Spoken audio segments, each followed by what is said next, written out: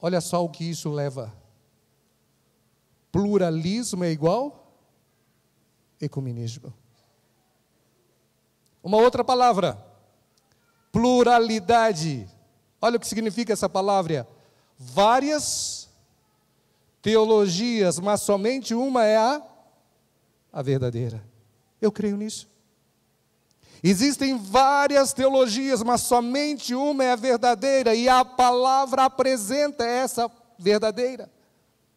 Nós não temos que ter medo em relação à Bíblia.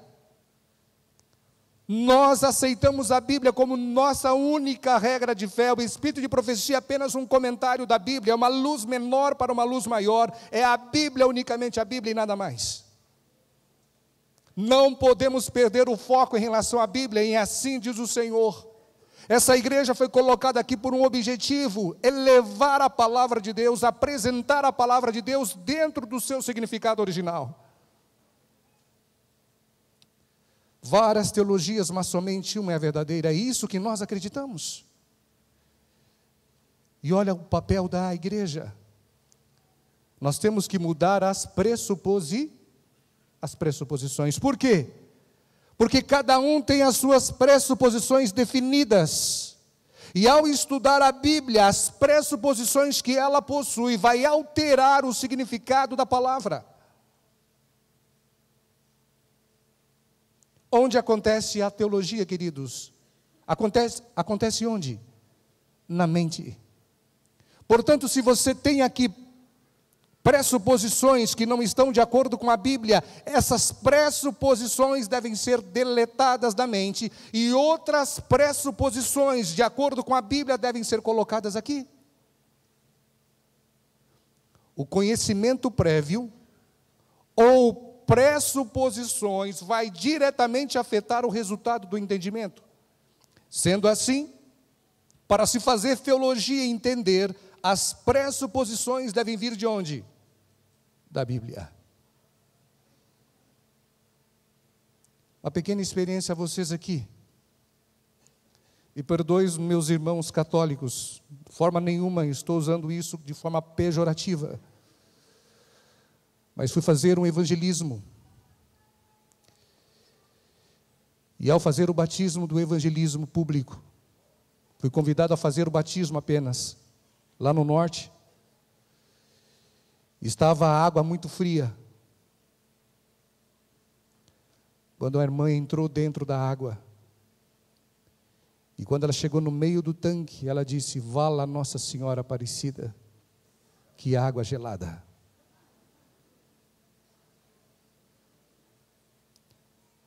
Ela não entendeu nada. As pressuposições que ela tinha passadas não foram tiradas. Ela estava agregando outras pressuposições da Bíblia sem tirar as antigas. E muitas vezes isso leva tempo, não acontece de uma hora para outra. E quantas vezes nós então fazemos aqueles batismos lava-jato, com a pressa de batizar e batizar e batizar e batizar, e temos problemas. Qual é o papel da igreja? Qual é o papel dela? A resposta vem a seguir: mudar as pressuposições dos membros e interessados. A igreja adventista do sétimo dia acredita que somente conhecemos a Deus quando Ele se revela, e a sua revelação encontra-se onde? Na Bíblia. Nós não aceitamos outra coisa além da Bíblia. Esmirna é a segunda igreja de Apocalipse. Ela representa o período do ano 100 ao ano 313.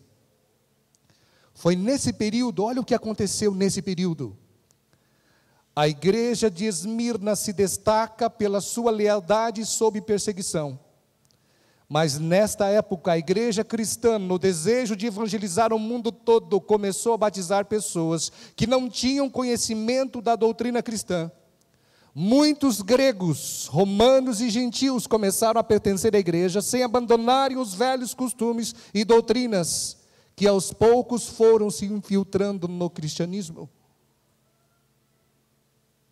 E essas pessoas não foram mudadas as pressuposições, elas vieram para a igreja cristã e elas trouxeram o paganismo e agregaram o cristianismo.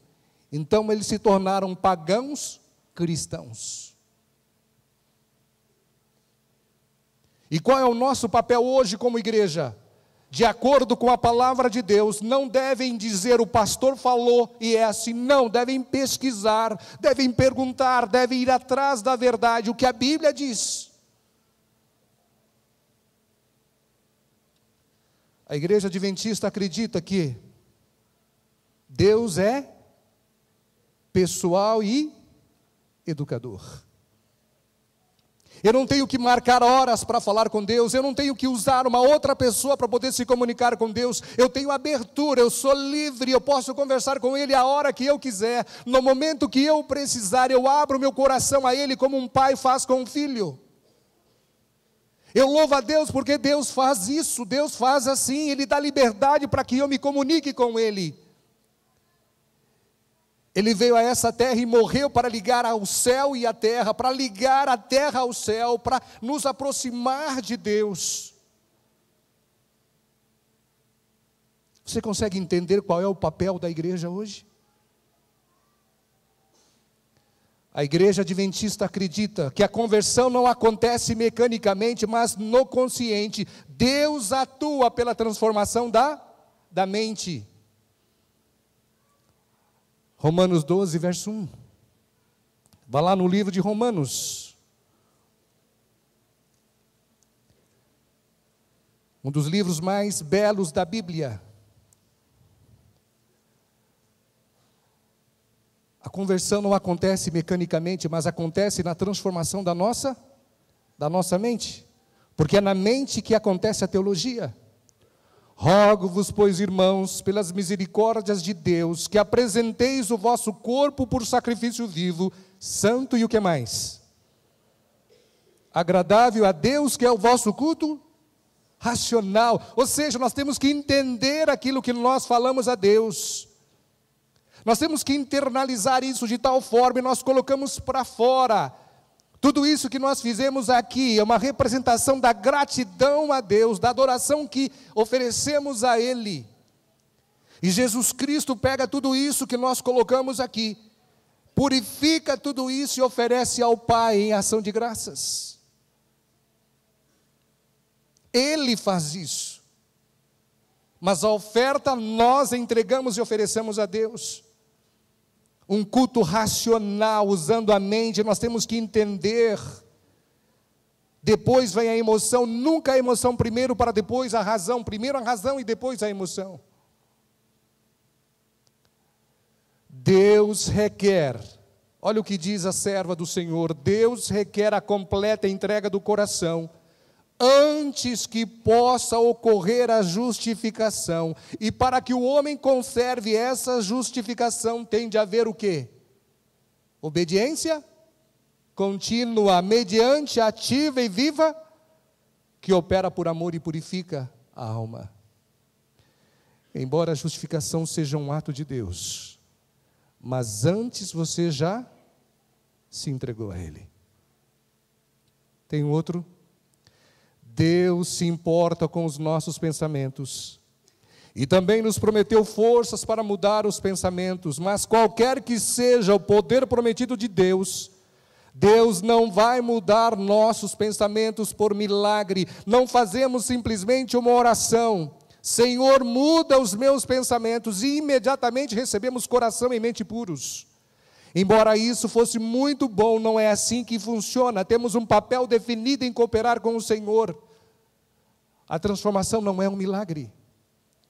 E um dos erros que acabaram penetrando dentro da nossa teologia foi exatamente isso. Já ouviram falar assim, quando foi que você entregou o coração a Jesus?